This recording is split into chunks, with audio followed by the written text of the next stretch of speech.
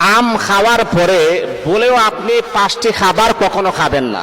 যদি খান তাহলে আপনার বড় ধরনের বিপদ হওয়ার সম্ভাবনা রয়েছে।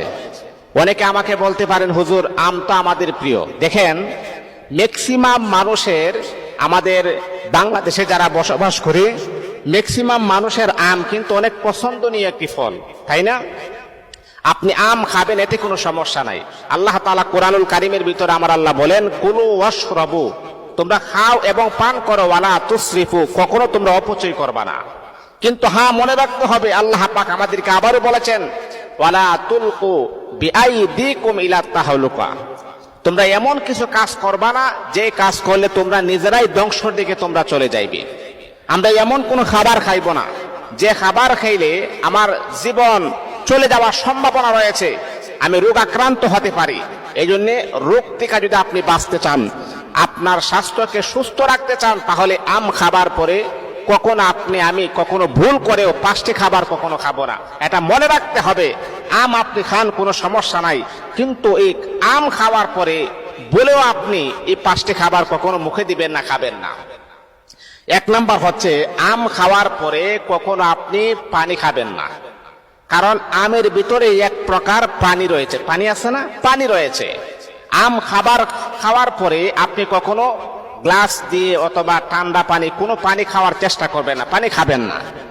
যদি আপনি পানি খান তাহলে মেডিকেল সায়েন্স তারা প্রমাণ করেছেন, আম খাওয়ার পরে যদি কোনো ব্যক্তি পানি পান করে তাহলে তার পেটে ব্যথা হওয়ার সম্ভাবনা রয়েছে।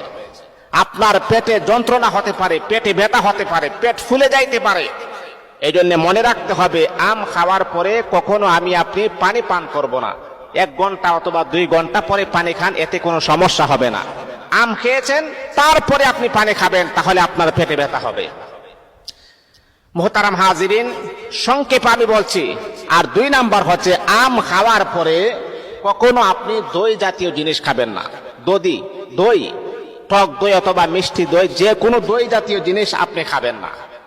কারণ মনে রাখতে হবে, আম খাওয়ার পরে যদি কোনো ব্যক্তি দই জাতীয় কোনো জিনিস খায়, টক দই অথবা মিষ্টি দই খায়, তাহলে তার অ্যালার্জি হওয়ার সম্ভাবনা রয়েছে।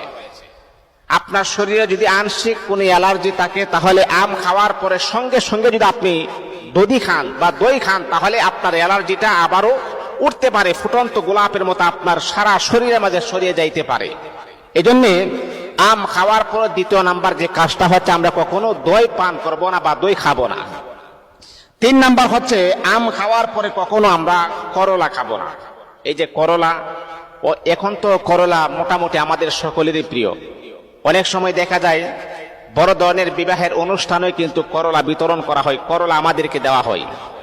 যে আম খাওয়ার পরে আপনি কখনো করলা খাবো না, তাহলে কি হতে পারে? যদি করলা খান তাহলে আপনার বমি হতে পারে।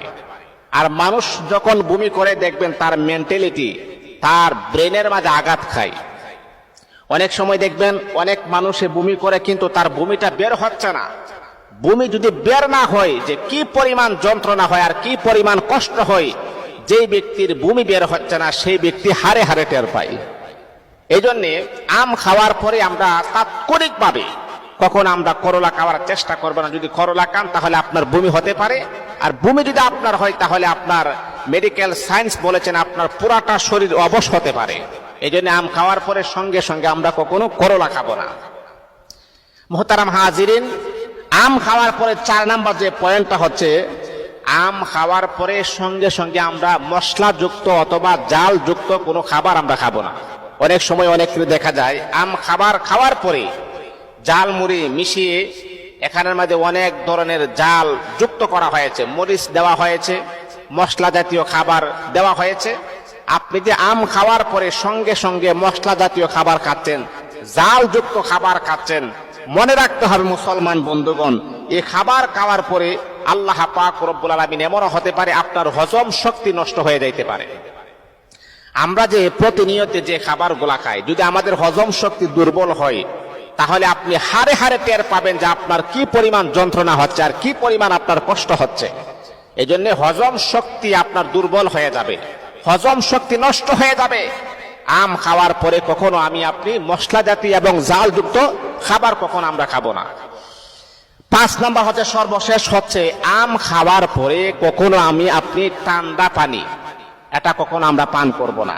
মনে রাখতে হবে আম খাওয়ার পরে যদি আমি ঠান্ডা পানি খাই তাহলে মেডিকেল সায়েন্স বলেছেন আপনার ডায়াবেটিস হওয়ার সম্ভাবনা রয়েছে। এই জন্য আপনি আম খান, ফল ফলাদি আপনি খান।